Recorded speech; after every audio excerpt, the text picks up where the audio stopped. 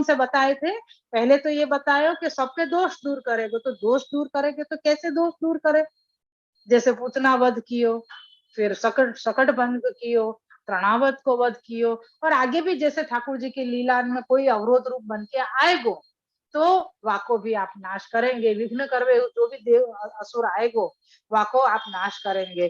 तो यासु क्या होएगो कि ब्रजभक्तन के जो दोष हैं उनको निवारण करेंगे, दोष हटाएंगे, तब तो ठाकुर जी की तरफ आसक्ति, प्रेम, स्नेह सब कुछ बढ़ेगो। तो वो प्रकार एक बतायो कि या प्रकार से ठाकुर जी सब रजभक्तन के दोष दूर करने के कार्य करेंगे, यानी कि वो लीला करेंगे। फिर आएगो कि ठाकुर जी सब रजभक्तन को परमानंद, यानी सिर्फ दोष दूर करने के ही कार्य नहीं करेंगे, लेकिन ठाकुर जी परमानंद को दान करवे के भी लीलाएं करेंगे। तो वाकई हिसाब से जो अब जो आगे आएंगी लीलाएं, जैसे माखन चोरी है, या ठाकुर जी ने दान लीला को कियो, मटकी फोड़ी करो, बहुत सारी ऐसी लीलाएं हैं जो करवे सु जो ब्रजभक्त हैं उनको आनंद आनंद की बढ़ोतरी मतलब होगी। तो ऐसे कार्य भी आप करेंगे। और फिर कही है कि ठाकुर जी सब ब्रजभक्तन को सामर्थ्य दान देंगे। तो सामर्थ्य कैसे देंगे कि भाई ठाकुर जी जहां भी कहीं भी विराजे, लेकिन ब्रजभक्तन के रोम रोम में आप समा गए हैं, या इतना सामर्थ्य है कि अब कोई ठाकुर जी के अलावा कोई चीज कछु बताएगो तो भी ब्रजभक्त डिगेंगे नहीं, क्योंकि उन्होंने ठाकुर जी के चरणारविंद कस के पकड़ लिए। और यहाँ तो ये सबसे पहले शुरुआत में अपन ने देखे हुए, ये पुस्तक शुरू करने के समय में अपन को जो श्री महाप्रभु जी ने आज्ञा करी कि ये तामस प्रकरण है, और तामसी जीव कैसे हैं, जिनने एक बार जो दृढ़ निश्चय कर लियो कि नहीं ये मेरो है, चाहे ये मुझको अपनावे या नहीं अपनावे, ये मेरी तरफ देखे या नहीं देखे, लेकिन ये मेरो है और मैं यहाँ को हो गया हूँ। ये जो दृढ़ निश्चय जो इन ब्रजभक्तन ने कियो है, जो तामसी हैं, जिनकी दृढ़ता के लिए ठाकुर जी ने मतलब श्री महाप्रभु जी ने ये आज्ञा करी कि ये कहावे तो तामस प्रकरण है, लेकिन वास्तव में ये ही निर्गुण प्रकरण है। क्यों? क्योंकि दृढ़ता और विश्वास ये दो चीज की मुख्यता जैसे पुष्टि मार्ग की बताई, वो ही हमें आप प्रकट कर रहे हैं। तो ये जो सारे भक्त बताए गए हैं ये तामसी भक्त बताए हैं, तामस जो भक्त हैं, तो उनके लिए ये सारे प्रकार आ रहे हुए हैं कि ठाकुर जी क्या प्रकार से प्रकट भय, कैसे प्रकार से आपने अपने वश भक्तन को करवे के लिए कैसे कैसे आप लीला कर रहे हैं और कैसे प्रकार से कर रहे हैं। ऐसा नहीं है आप चाहते तो एक क्षण में सबका दूर कर देते दोष और ले जाते ऊपर कि चलो अब मेरे साथ करके, पर आपको उनके साथ खेलना है, आनंद करना है, आनंद लेना है।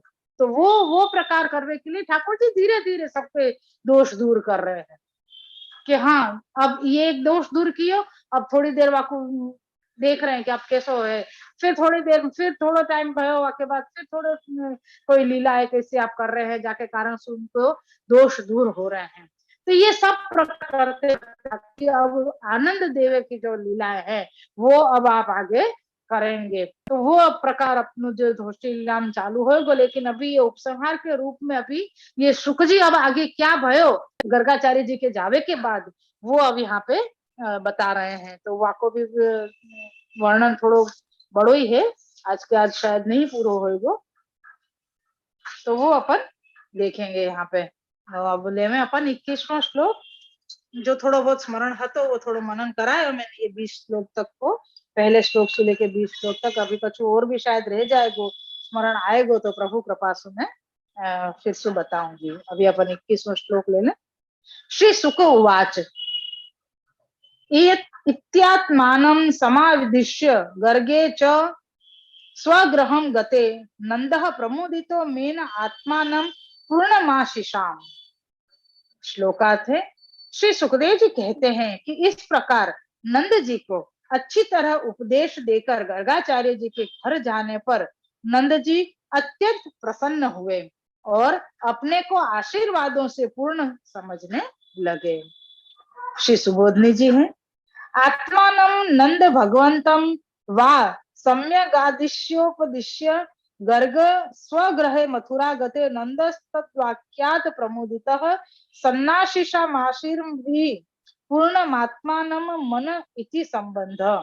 यहाँ से लेके आशीषाम सर्व कामित पदार्थानामन्येषां च पूर्णार्थम पूर्ण परमातिशय काष्ठाम प्राप्तम मैंने स्वयं मनुष्येव तथा यातवान।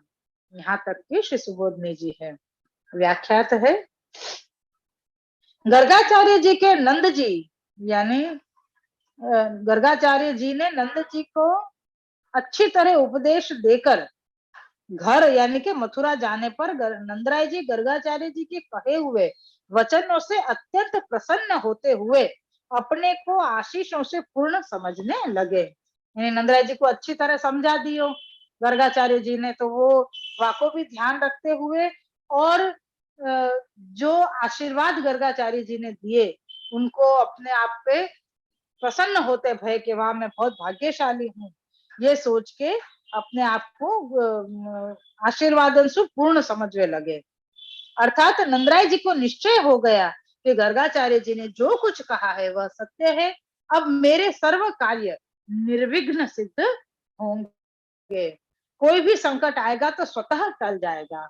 ये नंदराज जी को स्पष्ट हो गया, क्योंकि पता है ना कि पहले तो नामकरण संस्कार करावे की विनती करी जब गर्गाचार्य जी को नंदराय जी ने, तब उनने कही कि हाँ मैं नामकरण तो करा दूंगा लेकिन चुपचाप कराऊंगा, बहुत जोर शोर से नहीं कराएंगे। क्यों? क्योंकि मैं यदुवंशन को पुरोहित हूँ, अगर मैंने तुम्हारे बालक को नामकरण संस्कार करायो तो कंस को ये दृढ़ हो जाएगा कि ये वसुदेव जी को ही पुत्र है जो नंदराय जी के यहाँ पे है, तो अपने बालक के लिए अहित होएगो और हमारो भी अहित होएगो। तो या प्रकार से हमें खूब भय है, तो वो उनने अपने भय के लिए ठाकुर नंदराय जी से कही कि आप चुपचाप नामकरण संस्कार कराओ। तो या प्रकार से नंदराय जी ने मान ली उनकी बात और चुपचाप कराए नामकरण संस्कार। लेकिन बाद में जैसे जैसे ठाकुर जी को प्रभाव बताते गए खुद गर्गाचार्य जी, तो या प्रकार से सामर्थ्य और प्रभाव बताते बताते वो खुद ही कहने लग गए कि तुमको डरने की जरूरत नहीं है, ये तो मैंने मेरे और वसुदेव जी के भय की बात करी थी, तुम्हारे साथ तो ये सामर्थ्यवान ठाकुर जी हैं, तो तुमको भय करने की कोई जरूरत नहीं है, ये स्वतः ही तुम्हारी रक्षा कर लेंगे। तो ये सब प्रकार बताए। यासु यहाँ पे कह नंदराय जी बिल्कुल निश्चिंत हो गए, यासु ये कह रहे हैं कि अब कोई भी संकट आएगा तो स्वतः ही टल जाएगा। यद्यपि नंदराय जी ने भगवान के स्वरूप ज्ञान के योग्य नहीं थे, तो भी गर्गाचार्य जी के वचनों से भगवत स्वरूप यह बालक ब्रह्म पूर्ण ब्रह्म है, इस प्रकार स्वरूप के ज्ञान होने पर भी भयभीत न हुए, और यह भगवान मेरे पुत्र नहीं है, इसका भी नंद जी को दुख नहीं हुआ। अब ये सब क्यों क्यों ऐसा भयो, तो याको भी अभी खुलासा आगे देंगे श्री महाप्रभु जी। पहले अपन ये समझ लें कि जब गर्गाचार्य जी ने ये बता दी नंदराय जी को कि ये बालक पूर्ण ब्रह्म है, तो जामे तो ये कह रहे हैं कि नंदराय जी या समय भगवत स्वरूप के ज्ञान करावे के योग्य नहीं हते, फिर भी गर्गाचार्य जी के वचन से ये प्रकार स्पष्ट हो गयो कि ये जो बालक है वो पूर्ण ब्रह्म है। तो पूर्ण ब्रह्म है ये ज्ञान भी हो गया, तो यासु आय है ये तो पूर्ण ब्रह्म है अब का होगो, ऐसे करके नंदराय जी भयभीत नहीं भय, अरे रे ये तो ब्रह्म है, पूर्ण ब्रह्म है, ये मतलब फिर ये नहीं सोचे कि अरे ये तो मेरे पुत्र नहीं है, यो करके दुखी भी नहीं भय और ये भयभीत भी नहीं भय कि ये पूर्ण ब्रह्म है करके। तो कह रहे हैं कि ऐसा क्यों भयो, तो ये कह रहे हैं कि श्लोक में दिए हुए आत्मा शब्द का भाव बताते हुए श्री आचार्य श्री कहते हैं कि आत्मा शब्द देकर श्री सुखदेव जी ने यह समझाया कि यह आपका बालक कृष्ण भगवान एवं आत्म रूप है। सुखदेव जी ने आत्मा शब्द दियो है श्लोक के अंदर, अपन ने देखियो नंद प्रमुदितो आत्मानम पूर्णमाशीषाम, आत्मानम यानी आत्मा शब्द आयो ना यहाँ में, तो वह श्लोक में ये आत्मा शब्द को भावार्थ समझा रहे हैं श्री आचार्य जी के सुखदेव जी ने ये क्यों कही, तो ये बतायो कि ये बालक कृष्ण जो है वो भगवान तो है और साथ में आत्म रूप भी है।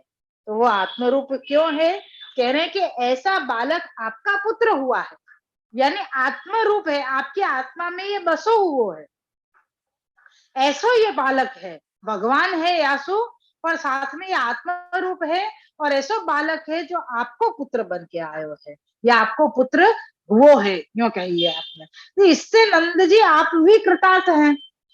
तो गर्गाचार्य जी ने ये सब प्रकार नंदराय जी को समझा दिए, तो ये प्रकार बता दियो कि आपके आत्मा रूप ये भगवान है जो आपको पुत्र बन के आपके पास आए हैं। तो या प्रकार से तो आप कृतार्थ हो गए। जब पूर्ण ब्रह्म आपको पुत्र बन के आए तो आपकी कृतार्थता तो निश्चित हो गई ना, क्योंकि आप कृतार्थ हो गए। नंदराय जी समझने लगे कि जैसे कैसे भी पुत्र प्राप्त तो हुआ है, भाई मतलब पूर्ण ब्रह्म तो पूर्ण ब्रह्म है, तो मेरा ही पुत्र, यो यो ही मान के खुश हो गए नंदराय जी। तो अतः गर्गाचार्य जी के वचनों को प्रमाण मानने लगे। यानी अब गर्गाचार्य जी के वचन को पहले जब बताई थी कि ये तो साक्षात परब्रह्म है, और या यो कह दियो कि याकूब में अगर नामकरण संस्कार कराऊंगो तो कंस को पता चल जाएगी, और कंस को पता चल गई तो सबसे पहले वो ये जान जाएगा कि ये वसुदेव जी को पुत्र है। तब भी नंदराय जी को ये नहीं भयो कि अच्छा ये तो कैसे भी प्रकार से ये बात यूं से यूं घुमा के यूं कह रहे हैं कि ये वसुदेव जी को पुत्र है।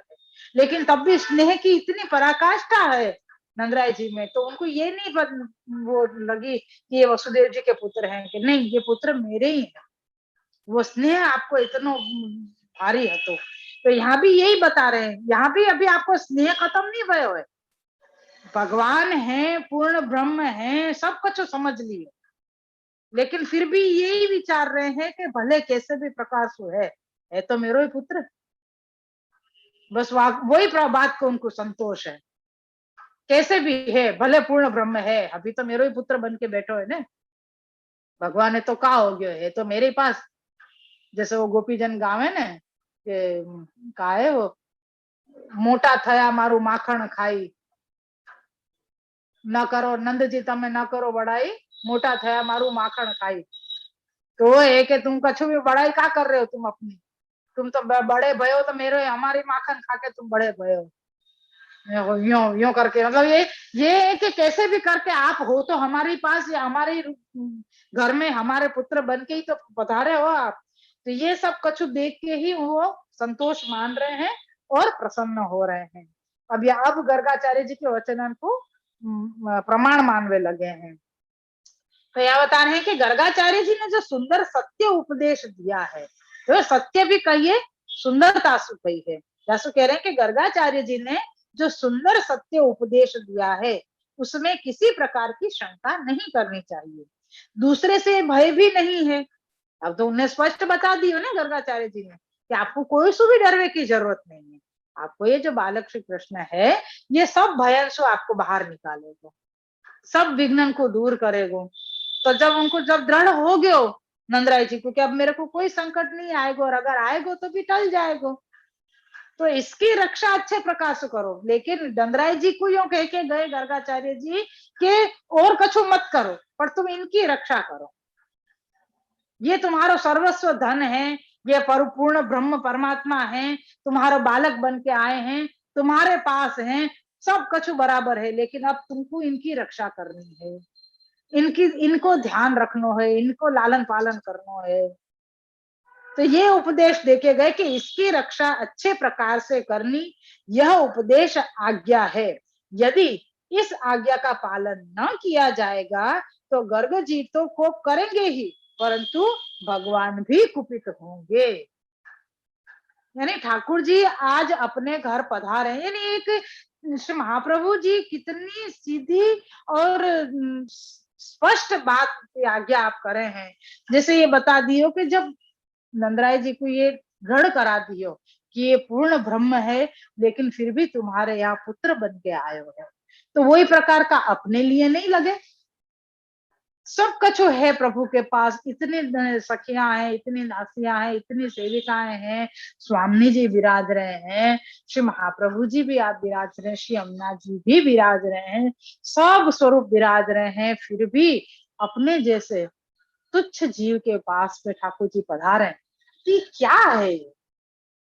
ये मतलब ये ठाकुर जी महाप्रभु जी ये दृढ़ करके यहाँ पे ये बता रहे हैं कि अब तुमको इनकी रक्षा करनी है, बाकी सारे कार्य ये कर लेंगे, पर तुम इनको ध्यान रखो, तुम्हारे को बस दृष्टि तुम्हारे लिए मुख्यतः इन बालक की ही होनी चाहिए। तो अपने माथे जो प्रभु विराज रहे हैं का अपन को उनकी मुख्यता नहीं रखनी चाहिए? क्यों सब काम करने के बाद ही अपन अपने ठाकुर जी के पास जाएं? क्यों ठाकुर जी सु ही अपने दिन की शुरुआत नहीं हो गए? क्यों सबन को काम करने के बाद अपन अपने ठाकुर जी को काम करें, ठाकुर जी की सेवा के लिए अपन जावे? ऐसो क्यों नहीं होगा कि मेरी सुबह भाई हमको सीधो सब काम छोड़ के सबसे पहले आप मेरे मेरे को ठाकुर जी को अब बालक जगावे के लिए अब जगाएंगे, वाके बाद क्या तैयारी करनी है, मंगल भोग की तैयारी करी, आज राजभोग में क्या सिद्ध करना है, आज श्रृंगार भोग में क्या करना है, आज वस्त्र कौन से हैं, आज श्रृंगार कौन से हैं, आज क्या तिथि है, क्या प्रकाश प्रणालिका में श्री महाप्रभु जी श्री गुसाई जी ने हमको रीत समझाई है, कैसे मौसम चल रहे है, क्या प्रकार से सामग्री करनी है, कौन से फल फलादी या समय उत्तम आ रहे हैं तो वाकई तैयारी करनी है, या समय क्या मनोरथ कर सके तो वाकई तैयारी करनी है, कौन सी श्रृंगार अपने पास नहीं है तो श्रृंगार अपन को सिद्ध करने हैं या करवाने हैं, वस्त्र नहीं है तो वस्त्र सिद्ध करने हैं, यानी कितने सारे कार्य हैं जो अपन को अपने प्रभु के लिए करने के लिए अपन को उत्साह पूर्वक अपने दिन की शुरुआत करनी। अपन ऐसा नहीं कर रहे हैं सुबह उठ के अपन सुस्ती सुस्ती में तो अपन ये देखेंगे कि ओ आज क्या करना है, अरे भगवान अपन की तो ये काम भी बाकी है, ये काम भी बाकी है, यहाँ से तो अपनी शुरुआत हुए, फलाने ने मेरे को देख लियो या फलाने ने दूसरों काम सौंप दियो, मेरे ये काम रह गयो, मेरे फलाना, यानी अपन काम में नहीं पहुंच पाए, अपन को देर हो गई तो दूसरे के ऊपर अपन ने दोष ढोल दियो, या के कारण देर हो गई, आज ये नहीं यानी ये नहीं किया तो मैं जरूर ये कर पाती। तो मतलब ये तो सब बहानाएं हैं कि अपन को ये कार्य नहीं कर रहे के, मतलब ये या प्रकार से अपने जो निरुत्साहीपनो जो अपन अपने ठाकुर जी की सेवा में रखे हैं वो नहीं होना चाहिए।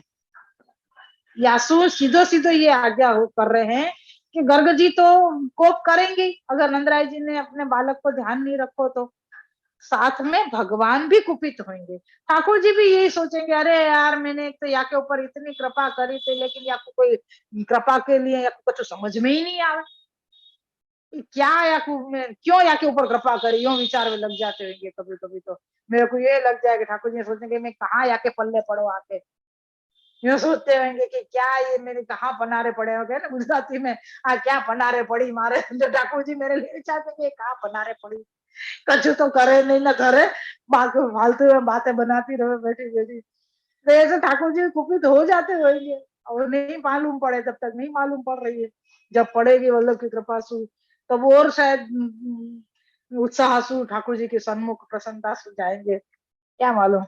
चलो ठीक है खैर। तो यहाँ पे गर्गाचार्य जी जो कह के गए नंदराय जी को, वासु नंदराय जी के दृढ़ कर गए कि तुम इनकी रक्षा करो, ये आपने बात बता दी यहाँ पे, और अगर रक्षा नहीं करोगे यानी मतलब आज्ञा को पालन नहीं करोगे तो गर्गाचार्य जी तो कोप करेंगे ही, लेकिन ठाकुर जी भी भगवान भी कुपित होंगे, ये प्रकार आयो है। अब वैसे हमें एक पैराग्राफ और है तो ले लें, अभी वैसे थोड़ा समय है अपने पास।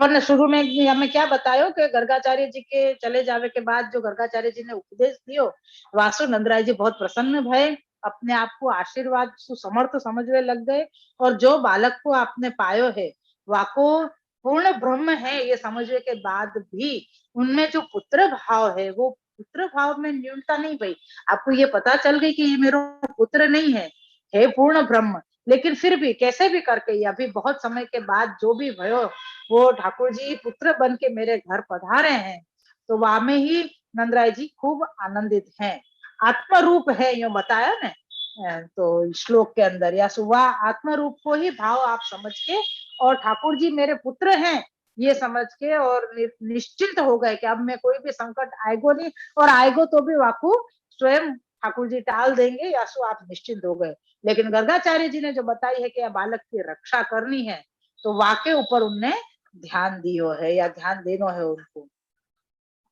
अब आगे कह रहे हैं कि गर्गाचार्य जी अपने घर यानी मथुरा पहुंच गए।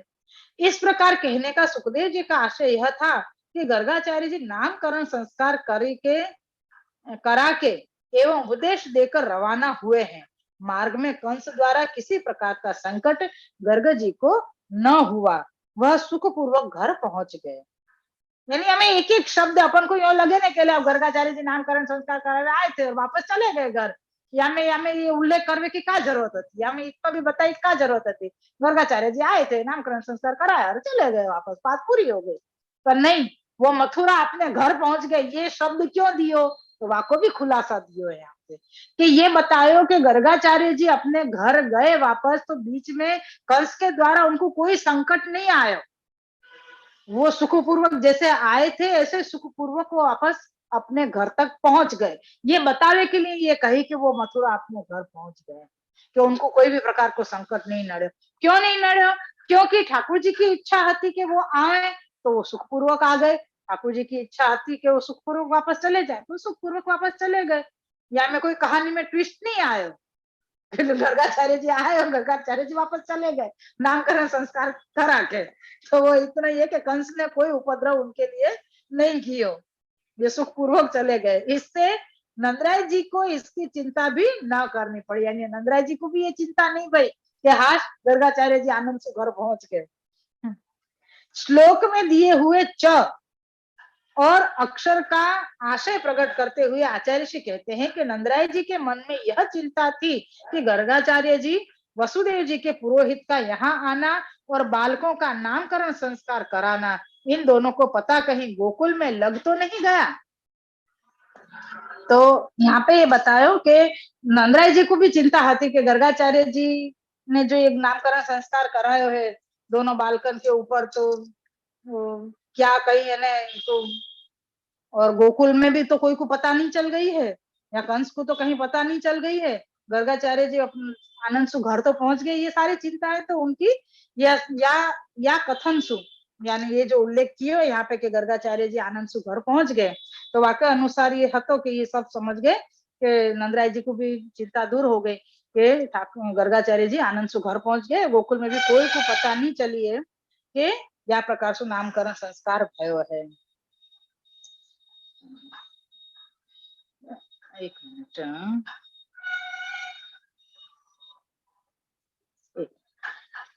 बालकों का नामकरण संस्कार कराना, इन दोनों का पता कहीं गोकुल में लग तो नहीं गया, किंतु गर्ग जी के जाने पर जब दोनों बालक राम और कृष्ण, नंद एवं अन्य गोपादि जो अंतरंग संस्कार के समय उपस्थित थे, वे सब कुशल पूर्वक राह में किसी ने भी कुछ न कहा और न पूछा घर पहुंच गए।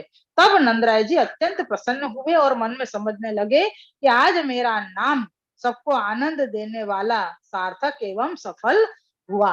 नंदराय जी ने ये समझ लियो कि जो साथ में जो अंतरंग उनके साथ गोप जो हाथे हाजर नामकरण संस्कार के समय में, वो सब भी जैसे गर्गाचार्य जी निकले तो सब भी अपने अपने घर के लिए निकले, तो रास्ता में भी कोई ना कोई प्रकार की बातचीत नहीं करी, ताकि कोई की भनक भी कहीं भी लगे कि नामकरण संस्कार गर्ग जी ने आके करायो है। तो ये सब कछु सब होके सब अपने अपने घर आनंद पूर्वक पहुंच गए। तब जाके नंदराय जी को यह शांति भई और ये निश्चिंतता भई कि हाश के मेरो जो नाम है नंद यानी आनंद देवे वाले, वो आज सार्थक हो गए हो। क्योंकि गर्ग जी के आने और नामकरण संस्कार कराने का कहीं भी एवं किसी को भी पता न पड़ा है। यदि पता पड़ता तो कंस अवश्य उपद्रव करता, जिससे जनता दुखी होती। ऐसा न हुआ, इससे मेरा नाम अब पूर्ण सार्थक हुआ, कारण कि मुझे महानिधि प्राप्त हुई है। मुझे महानिधि प्राप्त हुई है।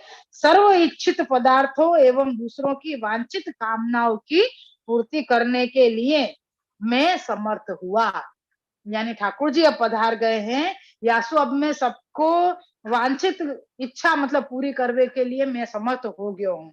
यानी अब मेरे पास जो ये महानिधि है उनके कारण मैं सब कछु सबको दुख दूर करवे में और आनंद देवे में मैं समर्थ हुआ, मेरो नाम सार्थक हुआ, ये नंदराय जी विचार कर रहे हैं, जिससे उच्च स्थिति को पहुंचा हुआ हूँ, जो अपने मन में समझ अत्यंत मुदित यानी प्रसन्न होनो प्रसन्न हुए। या में आयो ना प्रमुदित, प्रमुदितो नंद प्रमुदितो मेन आत्मानम पूर्णमाशीषाम, यानी कि मेरे को जो ये महानिधि प्राप्त भई है, ये महानिधि सु में खूब आनंद वालो और आनंद देवे वालो, सबकी इच्छाएं पूर्ण करवे वालो, ऐसो जो मैं हो गयो हूँ, वो सोच के, वो समझ के, और मैं सारे संकट अंशु अपने आप ही दूर हो।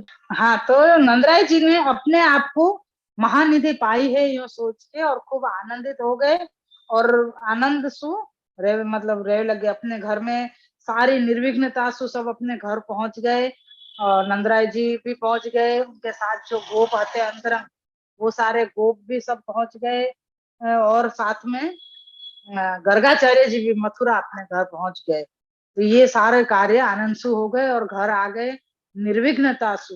और यहाँ पे नंदराय जी ने कही कि हाश आज मैं आनंद जो मेरे नाम को अर्थ है वह प्रमाण में सबको आनंद देवे में समर्थ भयो, सफल भयो, यासु मेरो नाम को आज सार्थकता सिद्ध भई है। ये सब सोच के क्यों भई है, तो कह रहे हैं कि मैंने महानिधि पाई, या निधि के कारण मैं निश्चिंत हो गया हूँ, और मैंने सबको सारे इच्छित पदार्थ देवे में भी समर्थ भयो। तो ये सारो सोच के विचार करके तो नंदराय जी अत्यंत मुदित यानी कि प्रसन्न हुए हैं। ये प्रकार पूरा अपना आयो है। यहाँ पे नामकरण संस्कार के जो 21 श्लोक हैं वो पूरे हुए हैं। अब ठाकुर जी की जो बाल लीला, जो रिंगण लीला आदि जो आएगी, और वो सबको प्रकार श्री वल्लभ की कृपा सु कल चालू होएगो। तो वाको अपन शुरुआत ये आभास जो है वो थोड़ो सो ले ले में आभास अर्थ एवं नाम चरित्र मुपपाद्य रूप चरित्रम वक्तुम भगवद गति ही काल रूपेति तस्मन् नेवादि देविके गच्छति सति भगवद गति रीत्याह काल नेति दशभिः दशधा भगवद रूपमत्र वक्ष्यते वांतरानंत भेद युक्तम। यह आभास है, या को आभासार्थ है। इस प्रकार भगवान के नामों का चरित्र वर्णन कर अब रूप चरित्र वर्णन करने के लिए कहते हैं कि भगवान की गति, गति मतलब चलना, शरीर का व्यापार, इधर उधर चलना, भगवान की गति काल रूप है। उसी ही आदिदेविक काल के जाते हुए भगवान की गति होने लगी। उस गति का वर्णन 10 श्लोकों से करते हैं। भगवान का अवान्तर अनंत प्रकार के रूपों सहित 10 प्रकार से रूप वर्णन करते हैं। ये कल आएगा कि ठाकुर जी थोड़े और बड़े हुए और राम और कृष्ण दोनों ही बालक अब घुटरुअन चलवे लगे हैं। तो वाको प्रकरण, वाको वर्णन, और फिर घुटरुअन चलवे सु ज्यादा, फिर जैसे थोड़ो थोड़ो चरणारविंद सु भी आप चलवे लगे, तो वो फिर आप कौन कौन सी लीलाएं करवे लगे, कैसी कैसी लीलाएं करके माता को मन और सब ब्रजभक्तन को मन कैसे हरण कर रहे हैं, क्या प्रकार को आप सब लीला कर रहे हैं, वो सब कछु वर्णन अब शुरू होएगो। ये 10 श्लोकन में रूप को वर्णन अब आएगो। श्री वल्लभाधीश की जय हो, श्री गिरिराज की जय हो। बहुत सुंदर वर्णन सब आयो के ठाकुर जी को सामर्थ्य नामकरण संस्कार में पूरा बता दियो। वाके बाद गर्गाचार्य जी जो उपदेश देके गए नंदराय जी को, वाको भी सारो प्रकार आ गयो। कहाँ भय कियो, कहाँ भय सु निवृत्त करो, क्या ठाकुर जी की लीलाएं हैं, कैसे प्रकार सु खुलासा करके श्री महाप्रभु जी ने, श्री गुसाई जी ने, और प्रकाश में श्री पुरुषोत्तम जी ने, श्री वल्लभ जी ने आपने समझाया अपन। तो ये मतलब ये जो श्लोक आए हैं ये वास्तव में अपने जीवन में उतारवे के लिए है कि ठाकुर जी जो अपने ऊपर कृपा करके पधारे हैं, श्री वल्लभ ने कृपा विचार के अपन को ठाकुर जी को पधरा दिए, तो उनकी मुख्यता अपन को कितनी होनी चाहिए और कैसी होनी चाहिए, ये सब प्रकार अपन को समझना चाहिए। तो या को एक एक शब्द अपने जीवन में उतरे तो ही अपन पुष्टि के फल के कच्छुक कच्छुक अपन नजीक जा सके। अभी तो अपन बहुत दूर है पुष्टि के फल के लिए, क्योंकि अपने हृदय में सु प्रपंच दूर ही नहीं भयो। प्रपंच जब दूर नहीं गए है तो अपन को ठाकुर जी की मुख्यता कैसे हुई? नहीं हो सके। क्योंकि जहाँ कहवे ना कि जैसे एक म्यान में दो तलवार नहीं रहे, या तो तुम प्रपंच को रख लो और या तो तुम ठाकुर जी को रख लो। ठाकुर जी जहाँ वहां सारो कचरा हटा देना पड़ेगा, वहां पे तुम फिर कोई कचरा नहीं रख सकोगे। तो कचरा हटेगा तब सुंदर राजा धीराज महाराज आप विराजेंगे। तो अपने हृदय में तो अभी इतना कचरा भर रहा है, कहाँ से ठाकुर जी विराज? तो वो अपन को ये सब जीवन में उतार के ठाकुर जी की मुख्यता अपन को लानी है कि नहीं, मुझको अपने प्रभु के लिए सब कुछ कर। वो ठाकुर जी की कृपा सु वो चीज भी एक सहजता से होनी जरूरी है कि क्या प्रकार से अपन मुख्यता दे रहे हैं, तो ठाकुर जी वह प्रकार से अनुकूलता कर रहे हैं, तो ये समझ लो कि ठाकुर जी को ये प्रसन्नता प्राप्त हो रही है। अगर अनुकूलता नहीं हो रही है, सहजता में अपन को बहुत माथाकूट करनी पड़ रही है, तो फिर छोड़ देना, जैसे हो रहा है ऐसे चलो। क्योंकि क्लेश कर गए सो कोई ठाकुर जी प्राप्त नहीं होगा। पर हाँ, अपने जिंदगी में थोड़ा बहुत बदलाव तो लाना ही पड़े। अपन ये सोचे कि हाँ हम जैसे राजा साई सु या हम जैसे सुख साई भी सु रह रहे हैं, ऐसे ही हम ठाकुर जी को नाम भी ले लें, ठाकुर जी की सेवा भी कर लें, तो ये तो कोई कोई संजोग में ये शक्य नहीं है। वाके लिए श्रम भी करना पड़े, अपन को त्याग भी करना पड़े, अपने सुख को, अपने इच्छान को, बहुत कुछ अपन को अपने अंदर फेर बदल करना। दुनिया को बदलवे मत जाओ, अपने आप को बदलो। दुनिया तो जब बदलाएगी तब बदलने वाले बदल लेंगे, और नहीं बदलेगी तो कछु नहीं। पर अपने आप को बदलो, अपने आप को ठाकुर जी के लिए ढालो, ठाकुर जी के लिए अपने आप को बनाओ, बस अपन को यही समझना है। तो वाकई में अपन को इतनी सारी मुख्यताएं, इतने सारे सामर्थ्य ठाकुर जी के बताए, तो वो सब अपन को हृदयारूढ़ करके और अपने जीवन में उतार के, और अपन को वह प्रकार से ठाकुर जी को से टहल करनी है। पर भय युक्त, भय युक्त कैसे? जैसे एक राजा की सेवा करे तो राजा से डर भी लगे, लेकिन राजा के पास रहना अच्छो भी लगे। तो वो दोनों ही प्रकार आ गए। तो अपने पास तो महाराजा धीराज है, सब राजान के राजा विराज रहे हैं, तो उनको भय होना तो आवश्यक है, लेकिन उनकी निकटता होना भी अपने लिए आवश्यकता है, उनकी सन्मुखता होना भी अपने लिए सुखरूप है। तो ये ही अपन के हृदय में भाव होना चाहिए। और ये शरीरा जी भी आप आज्ञा कर रहे हैं कि ठाकुर जी की सेवा भय युक्त करनी है, महात्म्य युक्त सेवा होनी चाहिए, सिर्फ स्नेह नहीं। मैं मारा लाला ने आम કરી દીધું ને લાલા ને આમ કરી દઉં ને મારો મારો બાળક આમ ખાય છે तो मारा लाला ने, मतलब પણ लाला नहीं है। पहले तो लाला तो ये यशोदा जी को लाला है, अपने लिए तो लालन है। क्यों? क्योंकि वहां में एक महात्म्य भी साथ में आयो, स्नेह तो है ही है, स्नेह बिना तो कछु है ही नहीं। स्नेह के साथ में एक महात्म्य होना अपना बहुत जरूरी है। अगर ये बताओ कि महात्म्य की जरूरत नहीं होती, बहुत सारे वैष्णव भी बोले हैं और कई अपन देखे भी हैं, ब्रजवासी की बात छोड़ दो, वो उनको अपने साथ मत मिलाओ, क्योंकि वो जहाँ जगह पे रह रहे हैं, उनने जहाँ जो प्राप्त किया है वो अपन प्राप्त कर सके ये जरूरी नहीं। तो उनकी वो क्या बोल रहे हैं, या मैं उनके जैसो बोलने लग जाऊं, या मैं उनके जैसो करने लग जाऊं, तो ये गलती मत करिए। क्योंकि अपन जीव है और अपन को महात्म्य ज्ञान होना बहुत जरूरी है। अगर महात्म्य ज्ञान होना जरूरी नहीं हो तो श्री महाप्रभु जी को इतने सारे महात्म्य का वर्णन करने की क्या जरूरत है? सीधी ये दोषी लीला बता देते, बस ठाकुर जी को ऐसे ही तुम लालन पालन करो, बात खत्म हो गई। महात्म्य बतावे की क्या जरूरत थी? इतने सारे भागवत जी के 10वें स्कंद तक आवे की, और बाद में भी एकादश स्कंद और द्वादश स्कंद, इतनी बड़ी भागवत जी बनावे की क्या जरूरत है? ठाकुर जी को महात्म्य अगर अपन को समझना ही नहीं है तो जब भी महात्म्य को वांचन करवे बैठे तो कई वैष्णव कई जीव ऐसा कहे कि भाई आप બધું तो अपने નથી गमતું, हमने तो ठाकुर जी ने पहले माखन चोरी लीला संभળाओ, आ संभळाओ ते संभळाओ, बस हमने सेवा बजाओ। क्यों?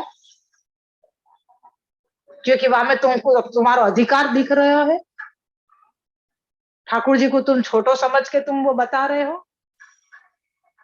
कि ठाकुर जी ने ऐसे ऐसे तोफान किए, तो बस वहां में अपन हंस सके ना। महात्म्य आएगो तो अपन को धीर गंभीर बनना पड़े। तो दास भाव अपन को प्रकट होना चाहिए, तो वो चीज अपन के माथे पे आ जाए कि नहीं हमको दास है, हमको दास है, हम दास है, हमको दास बन के ही रहना है।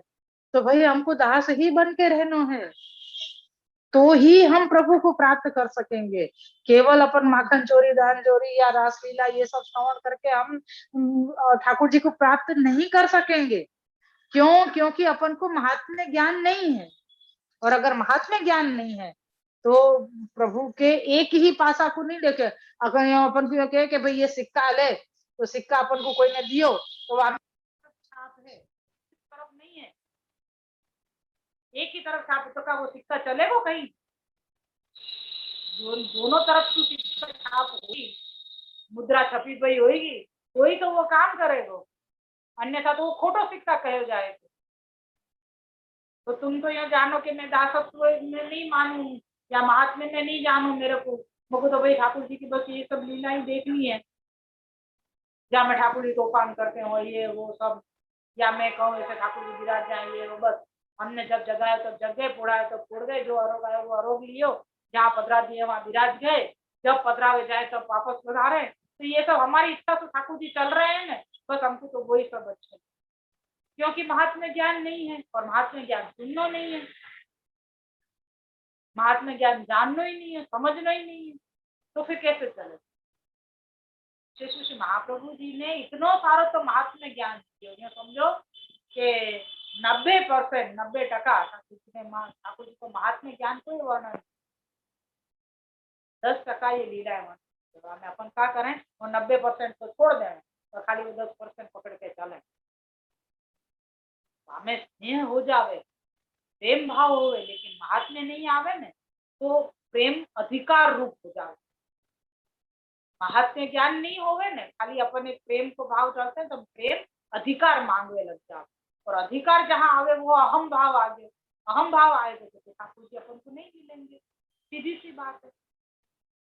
लेकिन महात्म्य जानेंगे तो अपन को थोड़ा भय रहेगा, भय रहेगा तो दासत्व भी रहेगा, तो वो दासत्व के कारण प्रेम तो है ही है, पर वो दास भाव वाले प्रेम रहे, तो ठाकुर जी के सुख को विचारेंगे, ठाकुर जी का अधिकार नहीं जताएंगे, ठाकुर जी के सुख को विचार करें, वहां अधिकार नहीं आएगा, स्वयं ठाकुर जी अपन से बंध जाए, ठाकुर जी को बांधने की जरूरत नहीं पड़े।